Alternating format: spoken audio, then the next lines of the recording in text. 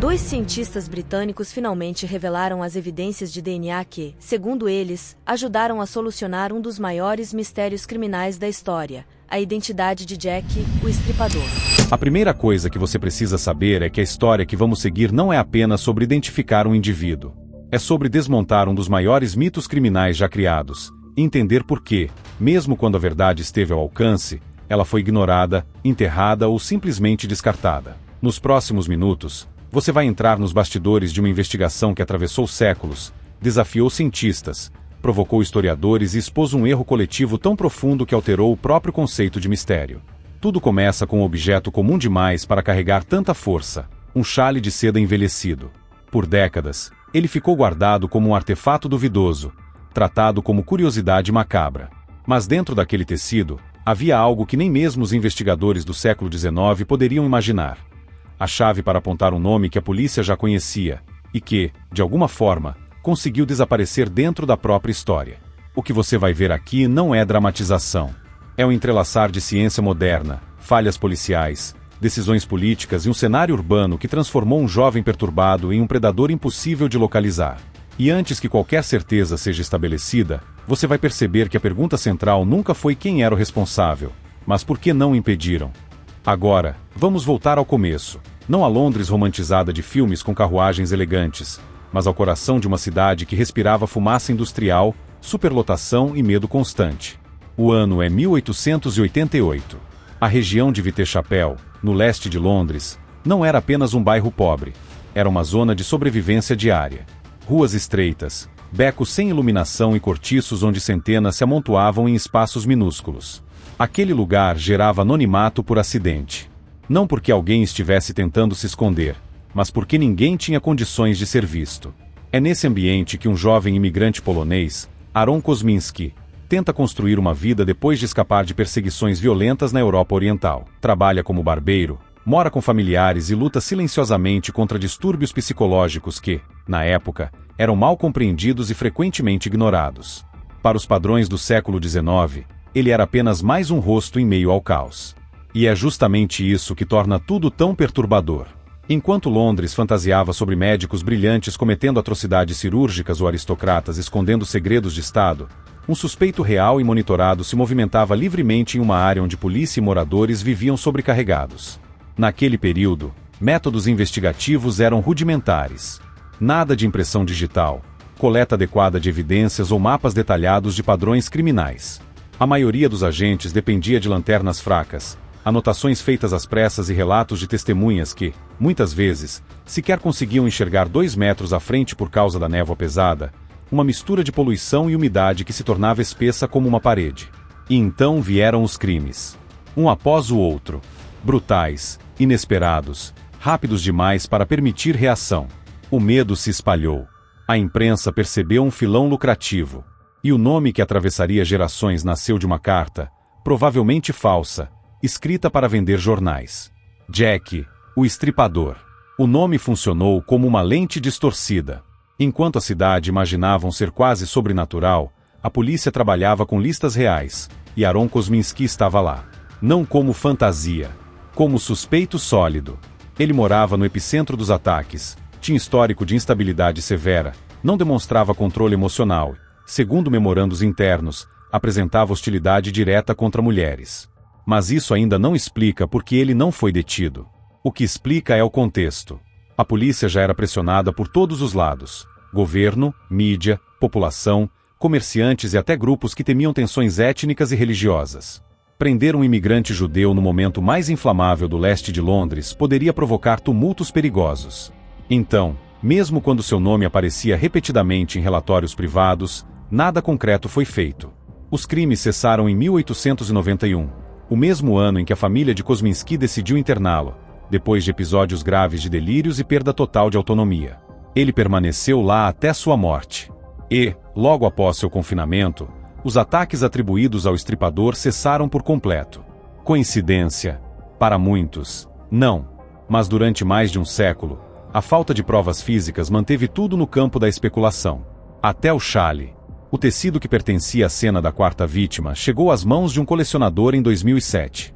Era um objeto controverso, manuseado por incontáveis pessoas ao longo de décadas. Ainda assim, chamou a atenção de quem acreditava que a tecnologia moderna poderia extrair algo que os investigadores vitorianos jamais sonhariam. Dentro daquele tecido, protegido entre camadas de fibras envelhecidas, havia amostras biológicas quase invisíveis. A partir delas, especialistas tentaram rastrear DNA que sobrevivera ao tempo. Não era tarefa simples. Cada fragmento exigiu técnicas extremamente delicadas, capazes de distinguir entre contaminantes modernos e vestígios que poderiam ser originais. O resultado inicial foi chocante. O sangue presente no tecido foi compatível com descendentes da vítima. Isso, por si só, já colocava o Charlie de volta no mapa histórico, não mais como uma relíquia duvidosa, mas como um item plausivelmente autêntico da cena do crime. Mas havia outro componente misturado ao sangue. Um que, se confirmado como original, poderia limitar drasticamente o número de suspeitos. E é aqui que a investigação começa a entrar no terreno que, durante décadas, foi evitado. Havia, no Charlie, traços biológicos que não pertenciam à vítima.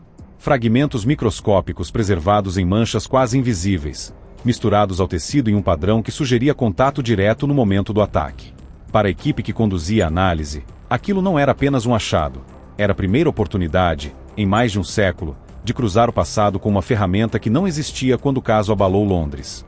O foco agora era o DNA mitocondrial, um tipo de informação genética que, ao contrário do DNA comum, não combina características dos pais. Ele segue uma linha contínua, herdada exclusivamente das mães, percorrendo gerações sem sofrer recombinações significativas. Em casos históricos, isso é ouro. Não revela tudo, mas pode confirmar linhagens, identificar compatibilidades e eliminar suspeitos com precisão cirúrgica. Amostras foram extraídas com extremo cuidado. Cada movimento precisava evitar qualquer interferência moderna.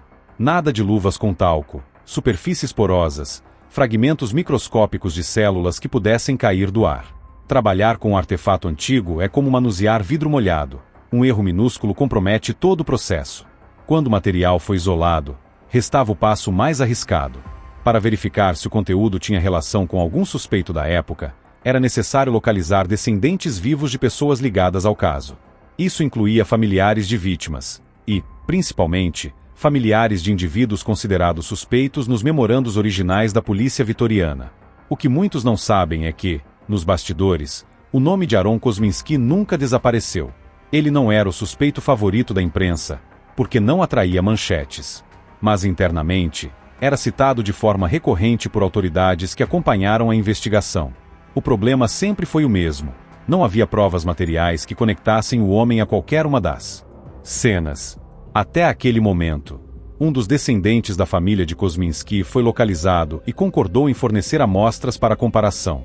Era uma chance histórica, confrontar a ciência do presente contra um dos maiores enigmas criminais do passado. Os perfis foram analisados, cruzados e reavaliados para eliminar qualquer margem de erro associada às condições críticas do tecido original. O resultado inicialmente indicava compatibilidade. Depois, uma segunda rodada confirmou o achado. E por fim, uma terceira reforçou o mesmo padrão genético. Tecnicamente, era o tipo de coincidência que não se espera encontrar ao acaso num artefato tão antigo. Para muitos pesquisadores envolvidos, aquilo representava o ponto final. A peça que faltava. Mas qualquer bom investigador sabe, quando uma porta parece se fechar rápido demais, outra se abre com dúvidas ainda mais difíceis. E foi exatamente isso que aconteceu. Críticos, especialistas e historiadores levantaram uma série de questões que mereciam atenção, não para destruir a descoberta, mas para examiná-la com a cautela que o tema exige. O Charlie havia passado por várias mãos ao longo de mais de 100 anos. Havia sido exibido, guardado em condições desconhecidas, transportado por colecionadores e até exposto em eventos privados. A possibilidade de contaminação não era apenas teórica, era real. Isso não invalida automaticamente as análises, mas enfraquece o peso das conclusões. Uma prova histórica só é definitiva quando pode ser reproduzida, auditada, conferida por diversas equipes independentes. E no caso do Charlie, isso se tornou difícil. Não pelo conteúdo em si, mas pelo histórico incerto do artefato.